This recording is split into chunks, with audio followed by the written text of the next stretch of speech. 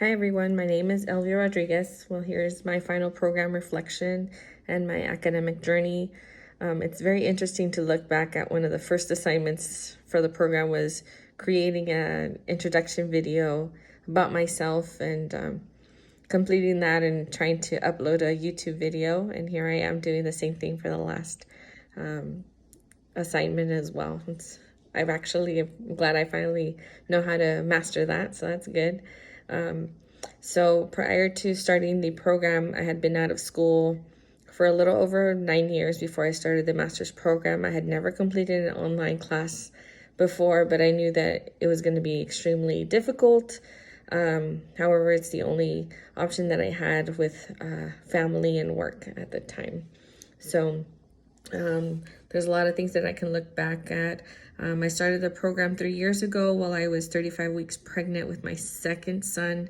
Funny thing is, I was in labor at 35 weeks and at 38 weeks, and I told the doctor that I could not be admitted because I needed to submit midterms. So that's a little side story. But one of the things that I do want to share is that especially for those students that have family, moms, especially mothers that are starting the program, it's extremely difficult to do, but you can do it. It can be done. You have to be able to manage your time with work, field placement, homework, and your children. So it's very important that you learn to manage that time. Look for supports, okay? Establish a solid support system that's there to back you up, especially with your children, with your spouse or family, your grandparents, aunts, uncles, cousins. It's very, very important that you establish that before you begin the program. Otherwise, you will find yourself having a few meltdowns, okay? But it can be done. I did a part-time program because I knew that I would have to balance everything, work, field, homework, reading, assignments, and my kids and their school.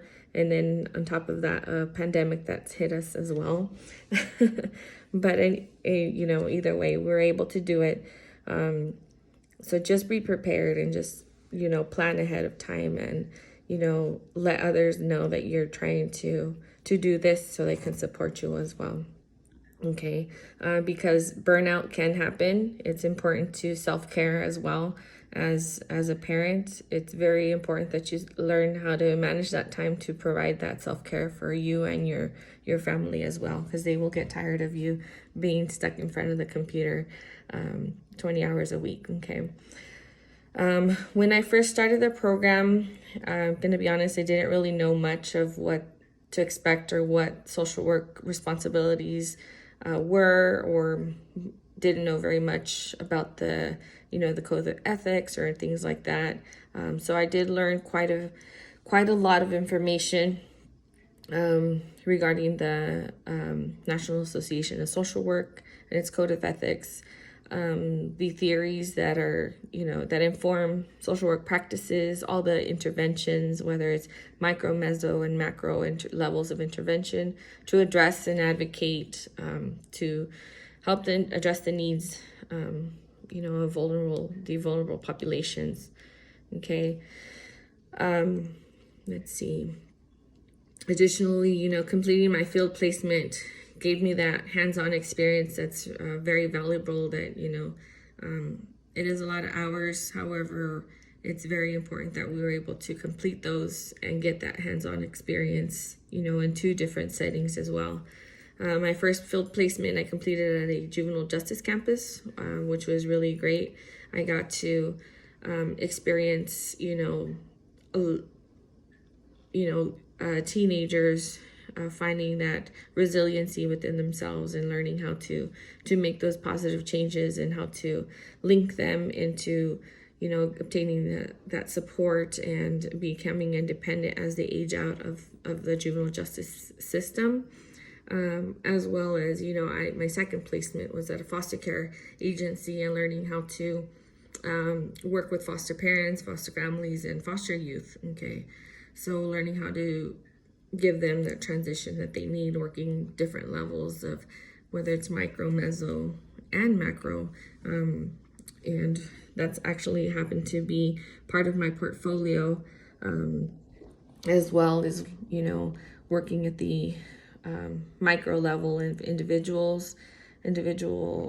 sessions, and the meso is working with the agency and foster parents, and the macro level working with, that's something that I had never thought of doing, was advocating for changes in policy and things like that, which in turn had to happen to be, in this case, for the AB 12 extended foster care agency, extended foster care placement or housing for youth, as there's not very many in my area. So that's one thing that I kind of never thought of doing in the past. I was always focused on doing micro, but I'm glad that, with the Advanced Generalist program, I was able to expand that and actually get my feet wet into doing the macro, that it has, created and has planted that seed in me that, I can advocate at the macro level as well, and not just address the needs at the micro level with, the individual and their families as well. Okay. When I first started the program, I didn't know much information about that, but now, having completed all the coursework and my portfolio, I feel very like a well-rounded social worker, that I can address different needs at different levels.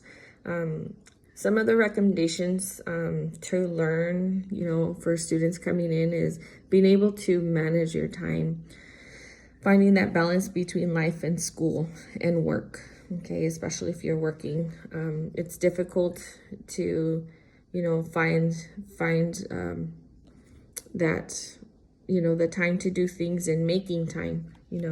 That's the most important thing, is making the time that you need. Okay, my recommendations is, don't be afraid to go at your own pace. If you're full-time and you need to go part-time, do the part-time. Okay, it takes a little bit longer, but your sanity is important as well.